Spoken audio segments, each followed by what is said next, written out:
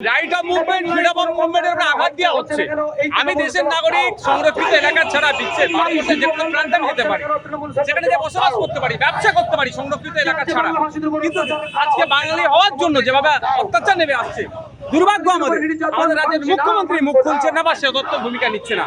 আমি প্রতিবেশী রাজ্য যদি উড়িষ্যা আমরা দেখি, উড়িষ্যার 3 লক্ষ উড়িয়া সমাজের মানুষ আমাদের পশ্চিমবাংলায় কাজ করে খাচ্ছে, আর আমাদের 30,000 মানুষ সহ্য করতে পারছে না। বাঙালি হওয়ার জন্য তার অত্যাচার হচ্ছে, এটা বন্ধ করতে হবে। 15 নম্বর আর্টিকেলে বলা আছে, ধর্ম, জাত, বর্ণ, জন্মস্থান দেখে আলাদা করে কোনো তার সাথে ব্যবহার করা যাবে না।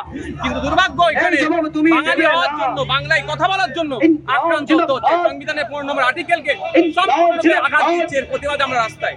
জবাব তো উড়িষ্যা সরকারের কাছ থেকে আমাদের রাজ্য সরকারকে নিতে হবে। কেন পাচ্ছে না নিতে? এই জবাব চাওয়ার জন্য আজকে রাস্তায় নেমেছি। কেন্দ্র সরকারের, বিশেষ করে বিজেপি যে সমস্ত রাজ্যগুলোতে আছে, চরমভাবে বাঙালিরা আক্রান্ত হচ্ছে। আর পশ্চিমবাংলার বিজেপি একটাও মুখ খুলছে না। তারাও বাঙালি, কিন্তু দুর্ভাগ্য আমাদের বারবার তারা অনেক গল্প শোনালো।